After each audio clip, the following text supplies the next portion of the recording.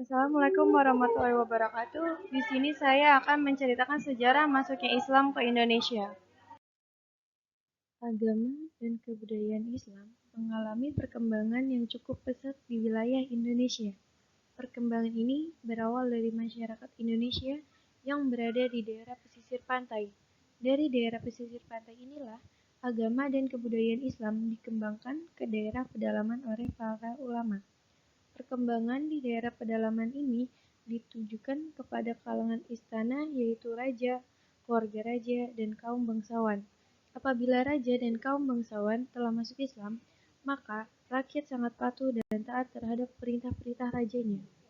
Berdasarkan bukti-bukti yang ditemukan di Indonesia, para ahli menafsirkan bahwa agama dan kebudayaan Islam diperkirakan masuk ke Indonesia pada sekitar abad ke-7 Masehi, yaitu pada masa kekuasaan Kerajaan Sriwijaya.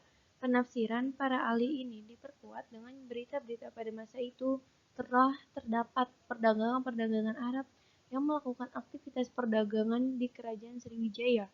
Bahkan, mereka telah memiliki perkampungan tempat tinggal sementara di pusat Kerajaan Sriwijaya. Pendapat lain membuktikan bahwa agama dan kebudayaan Islam masuk ke wilayah Indonesia dibawa oleh para pedagang Islam dari Gujarat atau India. Hal ini dilihat dari penemuan unsur-unsur Islam di Indonesia yang memiliki persamaan dengan India, seperti batu nisan yang dibuat oleh orang-orang Kambai Gujarat. Berdasarkan bukti-bukti ini, para ahli membuat sebuah kesimpulan bahwa agama dan kebudayaan Islam telah masuk ke Indonesia pada abad ke-7 Masehi, dibawa para pedagang dari Arab, Persia dan India atau Gujarat, dan berkembang secara nyata sekitar abad ke-13 Masehi. Masuk dan berkembangnya pengaruh agama dan kebudayaan Islam ke Indonesia diperkuat oleh beberapa sumber berita sejarah, baik yang berasal dari luar negeri maupun dari dalam negeri. Sumber-sumber berita itu diantaranya sebagai berikut. 1. Berita Arab. Berita ini diketahui melalui para pedagang Arab yang telah melakukan aktivitas dalam bidang perdagangan dengan bangsa Indonesia pada masa perkembangan Kerajaan Sriwijaya abad ke-7 Masehi, sebagai kerajaan maritim yang menguasai jalur pelayanan perdagangan di wilayah Indonesia bagian barat, termasuk Selat Malaka. Kegiatan para pedagang Arab di Kerajaan Sriwijaya dibuktikan dengan adanya sebutan para pedagang Arab untuk Kerajaan Sriwijaya, yaitu Jabai atau Seribusa. 2. Berita Eropa. Berita ini datangnya dari Marco Polo. Ia adalah orang Eropa yang pertama kali menginjakan kakinya di wilayah Indonesia.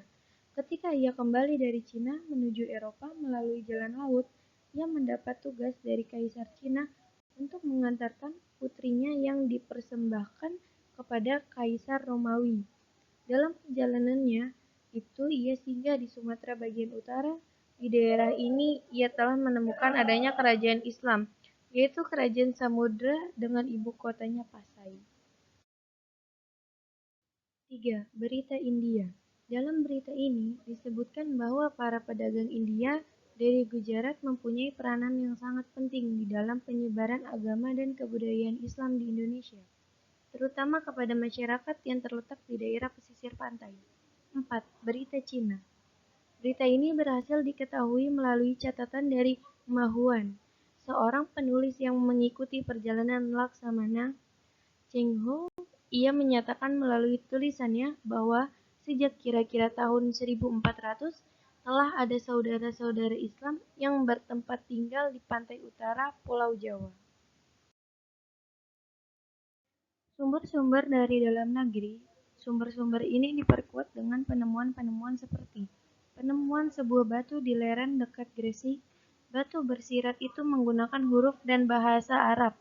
Batu itu memuat keterangan tentang meninggalnya seorang perempuan yang bernama Fatimah binti Mamun tahun 1028. Makam Sultan Malikul Saleh di Sumatera Utara yang meninggal pada bulan Ramadan tahun 676 Masehi atau tahun 1297 Masehi. makam Syekh Maulana Malik Ibrahim di Gresik yang wafat tahun 1419. Jerat makam didatangkan dari Gujarat dan berisi tulisan Arab. Saluran penyebaran Islam. 1. Perdagangan.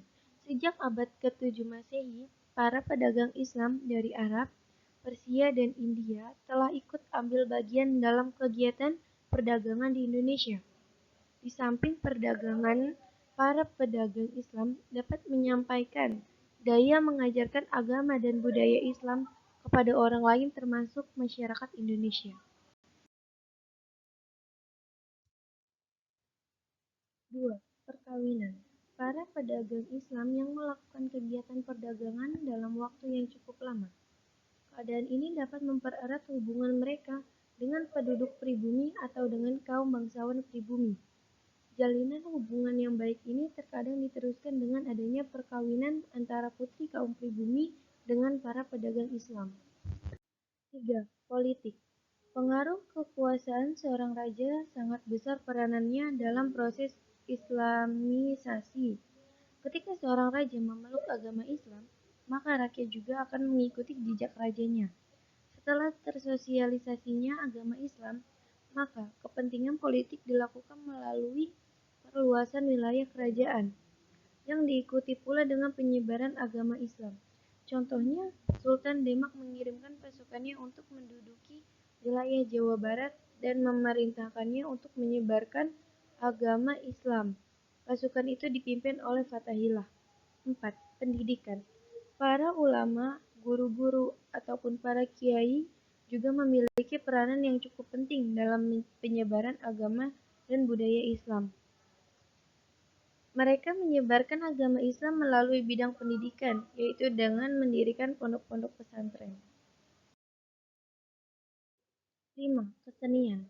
Saluran kesenian dapat dilakukan dengan mengadakan pertunjukan seni gamelan, seperti yang terjadi di Yogyakarta, Solo, Cirebon, dan lain-lain. Seni gamelan ini dapat mengundang masyarakat untuk berkumpul, dan selanjutnya dilaksanakan dakwah-dakwah keagamaan. Di samping seni gamelan, juga terdapat seni wayang.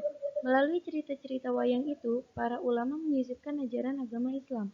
Contohnya, Sunan Kalijaga memanfaatkan seni wayang untuk proses Islamisasi.